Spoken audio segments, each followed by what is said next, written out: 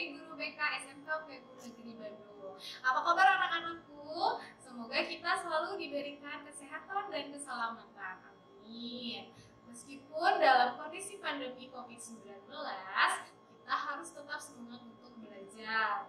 Jangan lupa selalu patuhi protokol kesehatan dan jangan lupa untuk kerjakan tugasnya ya. Baiklah, marilah kita mulai pembelajaran pada hari ini. Selamat belajar anak-anak.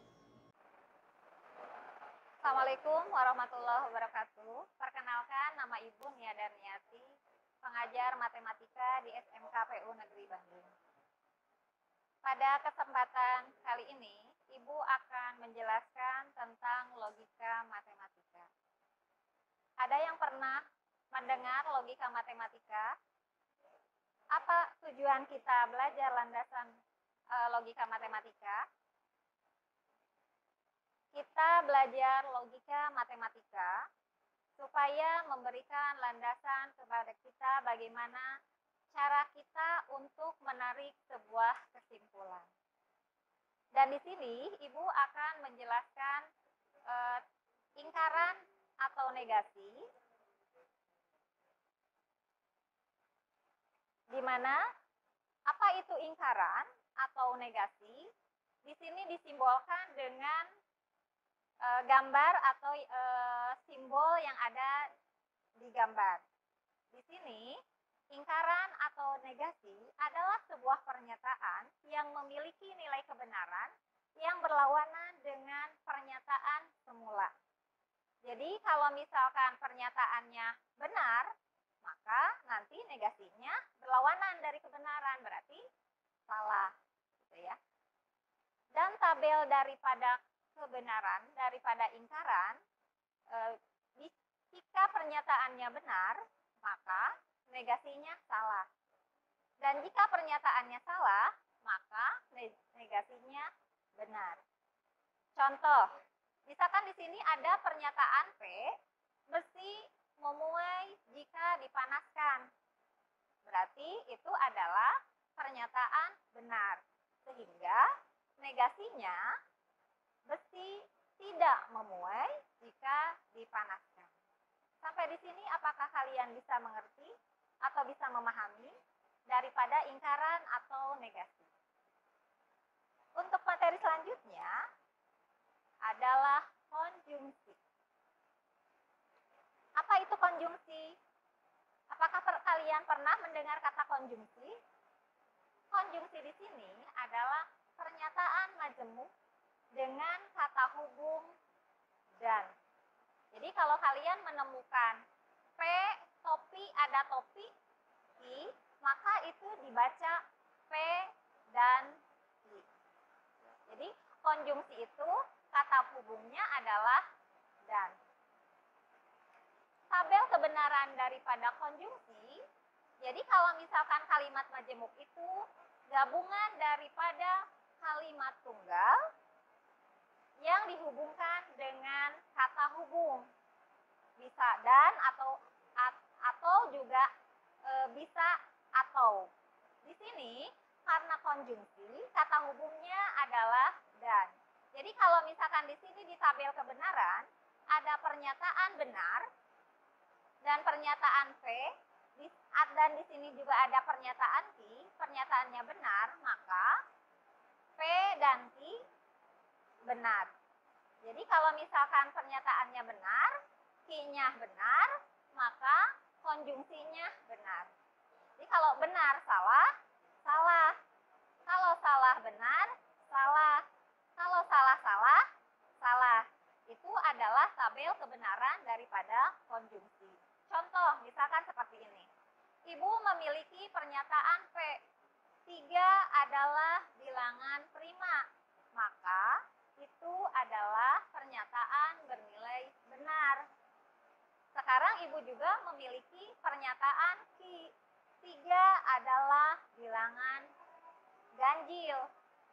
Itu juga pernyataan bernilai benar. Maka P dan Q atau P konjungsi Q dari pernyataan tadi, 3 adalah bilangan prima dan 3 ganjil. Dan bilangan bilangan ganjil. Atau 3 adalah bilangan prima dan ganjil. Jadi pernyataannya bernilai benar. Sampai di sana apa kalian bisa memahami dari teori konjungsi? Jadi konjungsi itu pernyataan majemuk yang kata hubungnya dan. Untuk yang ketiga adalah disjungsi. Apa itu disjungsi? Kalian pernah mendengar kata disjungsi? Disjungsi ini adalah pernyataan majemuk dengan kata hubung atau disimbolkan dengan huruf I, gitu ya. Jadi kalau kamu menemukan P, Pi, I, kamu membacanya P atau I, atau kamu juga boleh membacanya P disjungsi I. Di mana tabel kebenaran daripada disjungsi, jika kamu menemukan P benar, Q benar, maka disjungsinya benar. Jadi benar, benar, benar. Benar, salah, benar. Salah, benar, benar. Tapi kalau salah, salah, maka disjungsinya salah. Untuk lebih jelasnya, kamu bisa melihat contoh seperti berikut. Jika P paus adalah mamalia, itu pernyataan bernilai benar. Kemudian ada pernyataan Q, paus adalah herbivora, itu adalah pernyataan salah. Maka P disjungsi Q, tadi kan benar, salah, berarti jawabannya nanti harus pernyataan benar. Paus adalah mamalia atau herbivora, maka pernyataan itu bernilai benar. Setelah kalian belajar tentang logika matematika, kalian akan menerapkan logika matematika ini pada pelajaran produktif yang nanti akan disampaikan oleh gurunya. Terima kasih. Assalamualaikum warahmatullahi wabarakatuh. Perkenalkan, nama saya Mia Halina. Saya sebagai guru produktif di jurusan Teknik Komputer dan Jaringan. Setelah kalian mempelajari materi tentang konjungsi, disjungsi, dan negasi, maka penerapan di mata pelajaran sistem komputer ini tentang gerbang logika. Apa sih yang namanya gerbang logika itu? Gerbang logika adalah dasar dari sistem elektronika digital di mana dia mengubah beberapa inputan menjadi satu output logik. Gerbang logika ini berfungsi atau beroperasi dengan sistem bilangan biner. Sistem bilangan biner ini dia memiliki dua simbol, yaitu 0 dan 1. Gerbang logika dasar dibagi menjadi 3. Ada yang namanya gerbang AND, gerbang OR, dan gerbang NOT. Baik, yang pertama adalah gerbang AND. Gerbang AND. Gerbang AND atau AND gate ini adalah suatu rangkaian di mana terdiri dari satu atau beberapa input menjadi satu output. Nah, ini adalah simbol gerbang AND. A dan B adalah sebagai input dan Y adalah sebagai outputnya. Untuk jenis yang kedua adalah gerbang OR. Gerbang OR adalah suatu rangkaian logika yang mempunyai satu atau beberapa input dan memiliki satu output. Ini adalah simbol dari gerbang OR. Untuk perbedaan dari gerbang AND dan OR hanya terletak pada simbolnya saja. Yang ketiga adalah gerbang NOT. Gerbang NOT sering disebut sebagai inverter. Suatu rangkaian logika yang berfungsi sebagai pembalik. Ini adalah simbol dari gerbang NOT. A ini sebagai input dan NOT A sebagai output. Selanjutnya, kita akan belajar mengaplikasikan gerbang AND, OR, dan NOT. Setelah kalian mendengarkan penjelasan mengenai ketiga gerbang tadi, maka ini adalah contoh dari tabel kebenaran. Yang pertama, saya akan membahas tentang tabel kebenaran N. Di sini ada A, B, A kali B. A dan B ini berfungsi sebagai input. Ini adalah sebagai outputnya. Ini adalah contoh. Contoh pertama, ini ada input A adalah 0, input B adalah 0, maka outputnya adalah 0. Contoh kedua, input A 0, input B 1, dan outputnya adalah 0. Contoh ketiga, inputnya A 1, input B 0, maka outputnya adalah 0. Contoh keempat, input A 1, input B 1, outputnya 1. Yang kedua adalah tabel kebenaran OR. A dan B adalah sebagai inputannya. Contoh ke-1, inputannya A 0, input B 0, maka outputnya adalah 0. Contoh kedua, input A 0, input B-nya 1, outputnya 1. Contoh ketiga, input A 1, input B-nya 0, outputnya 1. Contoh keempat, input A 1, input B 1, maka outputnya adalah 1. Terakhir adalah gerbang NOT. Ini tabel kebenarannya. Yang A sebagai inputnya dan NOT A itu sebagai outputnya. Contoh ke-1, saya berikan inputan 0, maka outputnya adalah 1. Contoh kedua, saya berikan inputannya 1, maka outputnya adalah 0. Demikian penjelasan mengenai gerbang logika. Selanjutnya, gerbang logika ini bisa diaplikasikan dalam mata pelajaran pemrograman dasar tentang percabangan. Sekian dan terima kasih. Assalamualaikum warahmatullahi wabarakatuh. Perkenalkan, saya Wildan Aprizal Arifin.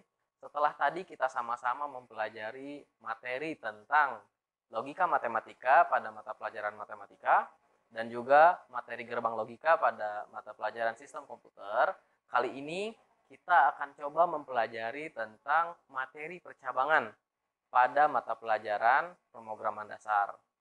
Baiklah, kita mulai materinya kali ini. Jadi, percabangan itu adalah merupakan sebuah metode atau cara yang digunakan untuk melakukan sebuah pengambilan keputusan dari sebuah program ya, yang dilihat dari sebuah kondisi tertentu. Ya, kondisi tertentu. Di sini kita garis bawahi kondisi ya. Baik. Nah, di sini kita lanjutkan. Jadi percabangan itu akan berjalan apabila kondisinya benar. Kalau tadi kondisi tertentu dan sekarang kondisinya benar. Jadi ada kondisi yang benar, baru si percabangan itu akan dieksekusi. Baik, kita coba lihat alur dari percabangan ya. Kita lihat coba alurnya di sini. Ada sebuah flowchart ya. Kita mulai dari diagram mulai. Kemudian di sini kita buat sebuah variabel, ada dua variabel. Di sini ada variabel nilai 1 dan ada variabel nilai 2 ya. Nah, si nilai 1 ini kita beri nilai 90 dan nilai 2 ini kita beri nilai 80. Nah, kemudian, di sini untuk percabangan itu biasanya disimbolkan dengan belah ketupat ya, dengan belah ketupat. Jadi sini kondisinya si nilai itu lebih besar dari 70 dan nilai yang kedua itu harus lebih besar juga dari 70. Nah, nanti di sini akan ada ketentuan. Kalau misalnya ada kondisinya itu benar, maka akan ada variabel keterangan yang diisikan dengan nilai diterima. Nah, namun apabila si kondisi dari percabangan itu tidak sesuai atau salah, maka nanti ada variabel keterangan yang diisi dengan kata atau kalimat tidak diterima. Oke, kita lanjutkan. Nah, setelah itu nanti kita akan memunculkan isi dari variabel keterangan. Makanya di sini kita tulis keterangan. Keterangan yang seperti apa? Keterangan diterima atau tidak diterima. Ya, kemudian program akan selesai. Beginilah alur dari percabangan. Nah, kondisi percabangan ini ada pada kotak ya, ada pada kotak atau yang ada di dalam kotak yang putus-putus ini. Ini adalah kondisi percabangan. Kalau kita lihat di sini variabel nilai 1 itu bernilai 90 dan variabel nilai 2 itu bernilai 80. Karena dari kondisinya harus ditentukan nilai 1 itu harus lebih besar dari 70 dan nilai 2 itu harus lebih besar dari 70 juga. Nah, karena di sini ada kata dan ya. Tadi kan kita udah belajar ya di logika. Kalau dan itu gimana sifatnya? Kalau dan itu bersifat benar apabila duanya atau dua kondisi ini bersifat benar. Nilai 1 lebih besar daripada 70, kita lihat. 90 apakah lebih besar dari 70? Benar, berarti ini benar. Kemudian nilai 2-nya 80 apakah lebih besar dari 70? Benar juga. Maka dari itu kondisi dari percabangan ini adalah benar. Sehingga nanti yang akan tertulis dalam variabel keterangan itu adalah variabel diterima. Baik, ini adalah statement ya. Kalau tadi kita bicara soal alur, ini adalah statement dari if atau percabangan. Kalau percabangan itu biasanya kita gunakan if atau switch case. Cuman di sini kita coba pakai if.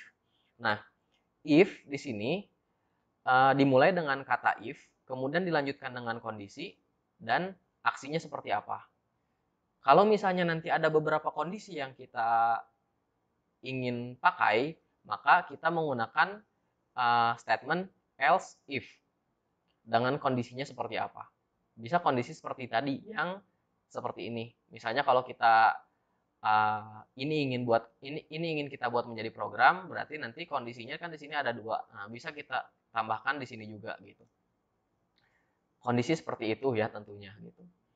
Nah, kemudian apabila nanti kita sudah tidak ada lagi kondisi yang kita kehendaki, maka kita tinggal menambahkan statement else di sini, lalu dilanjutkan dengan aksi. Aksi yang dimana kalau tidak kondisi dari semua kondisi yang kita kehendaki itu tidak ada yang terpenuhi, maka nanti kondisi terakhirlah atau kondisi statement else lah yang akan dieksekusi. Seperti itu. Masih bingung? Baik, kita lanjutkan kepada contoh ya. Ini mungkin udah pada inget ya. Masih pada ingat ketika kita masih kecil. Misalnya saya punya variabel namanya topi saya. Topi saya itu adalah bundar, ya, sama dengan bundar. Nah, kita buat nih kondisi percabangannya. Kalau if topi saya, then maka dicetak bundar topi saya. Tapi kalau misalnya topi saya tidak bundar atau selain dari kata bundar, artinya nanti kita akan mencetak bukan topi saya. Masih bingung? Baik, kita akan lanjutkan ke contoh real di sebuah program. Baik, kita lanjutkan sebuah contoh lain menggunakan program langsung ya. Biar terlihat jelas, saya besarkan. Jadi, kita mulai dari inisialisasi awal. Sini kita tulis include stdio.h, kemudian in main,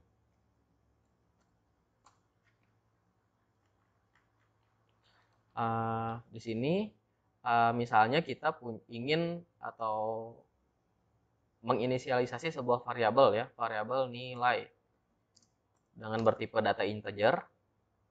Kita buat variabel nilai dan langsung kita tulis nilainya gitu. Nilainya itu misalnya 80 ya. Nah, kita buat if statementnya. Misalnya if. Nah, di sini kalau dalam bahasa C, if-nya kondisinya itu ditulis di dalam sebuah tanda kurung. Nah, misalnya kondisinya nilai lebih besar dari 90, then-nya itu ditulis dengan kurung kurawal ya, harus dan ditutup lagi dengan kurung kurawal di sini. Kita cetak printf grade A. Berarti kalau nilainya di atas 90, maka grade-nya adalah A. Nah, kemudian kita ingin bikin statement lagi untuk grade yang B. Berarti kita tambahkan else if nilai lebih besar dari, misalnya ya, 70, dan ya, kita pakai operator dan di sini kondisinya. Maka kalau ada dua kondisi seperti ini, berarti harus dua-duanya terpenuhi ya, baik yang sebelah kanan ataupun sebelah kiri yang akan kita tulis. Nilai kurang dari sama dengan 90. Buat sebuah kurung kurawal, printf grade B. Baik, jadi ini harus terpenuhi dua-duanya. Kalau misalnya salah satu aja tidak, artinya tidak ada di antara 70 sampai dengan 90, maka nanti dia akan mencari kondisi yang lain. Baik, akan kita buat ya kondisi yang lain. Else if nilai lebih besar dari 60 dan nilai kurang dari sama dengan 70. Ini adalah untuk grade yang C.